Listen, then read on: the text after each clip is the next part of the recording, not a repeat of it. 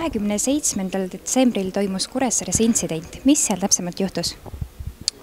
Toimus siis selline intsident, et oli Kuressaare haigla taga asuva keskküttekatla korstna otsa roninud üks noormees ja ei saanud sealt omade jõududega alla enam.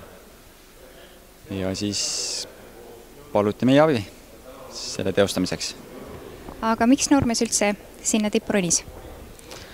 No raske öelda, tõenäoliselt oli tal mingisuguseid probleeme ja ta mõtles, et võib-olla lihtsam on oma elu lõpetada seal niimoodi kiirelt. Ei oska öelda muudu. Ja kirjeldage korra lähemalt, kuidas päästeoperatsioon toimus? Kuna olukord oli meie jaoks üsna keeruline, esmakordne, pole sellist asja kokku puutunud, siis samm-sammult. Kõigepealt mõtlesime omal asjad läbi, mida üldse tegema hakata, kuidas, millega. Ja siis panime oma asjad paika. Et siis läksime üles, võtsime vastavad varustuselemendid kaasa ja saime temaga õnneks hästi jutule. Oli lõpuks meiega koostööldis, sai meie juhistest aru ilusti ja siis tulime samm-sammult aga allapoole. Üks mees juhatas altpoolt jalgu ja teine siis turvasele poolt vööde ja rihmadega.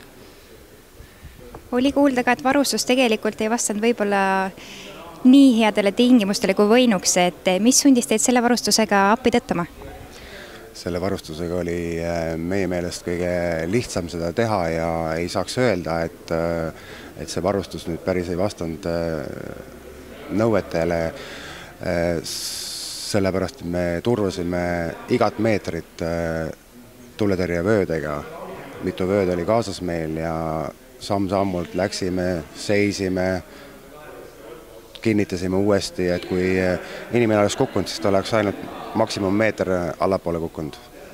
Varustuse koha pealt oli see, et autoruum on kahjuks piiratud ja kõiki asju siia auto peal panema ei mahu ja tuleb leida nendest olemasolevatest asjadest endale sobilikud asjad, sest ja sai nende asjadega hakkama.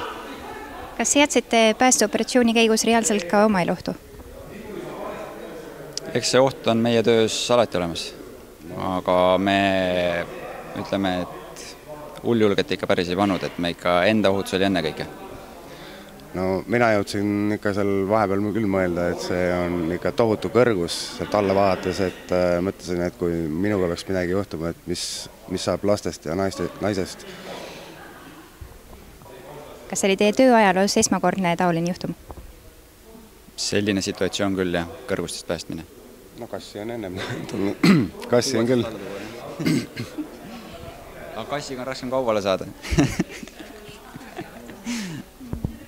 Mis emotsioonid teid päästeoperatsiooni käigus valdasid?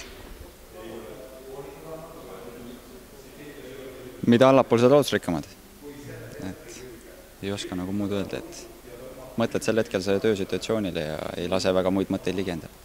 No ülespoole ronides ikka mina mõtlesin selle peale, et kas ikka inimene tahab meiega sealt alla tulla ja et ta ümber ei mõtle ja kui ma üles jõuan,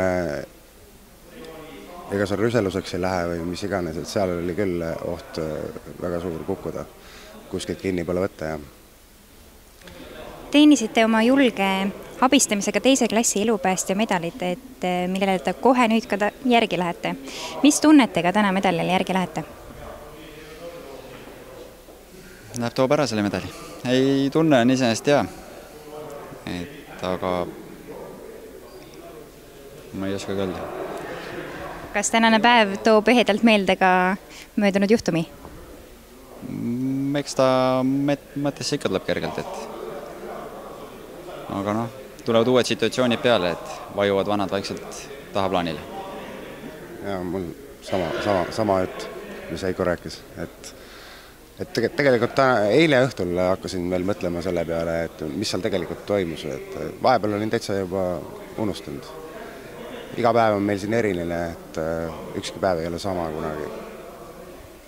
Ja kas inimene on täna ka teid tulnud, kelle alla aitasite?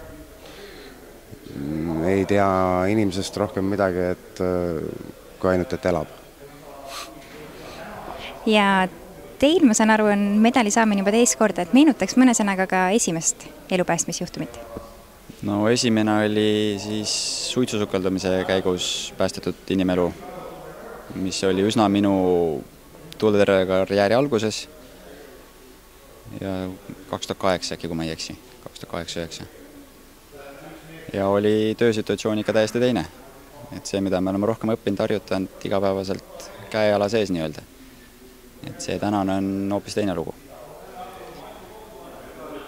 Et esimest oli ka hea saada, esimest medalit.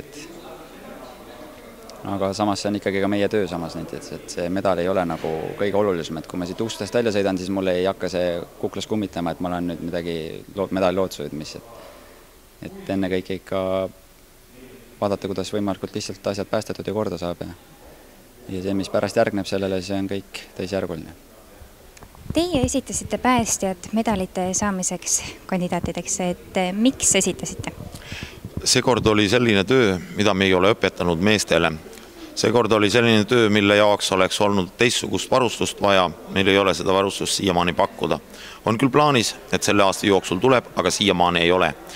Ja kui see olukord oli käes, siis mehed lahendasid seda omale äranähtaval parimal moel.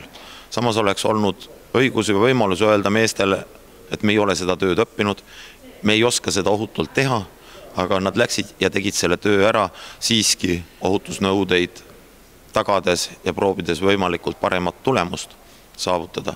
Et selline enese ületamine selle nimel, et inimene ohtlikust kohast ära saaks, see ongi see, mille pärast see tehti.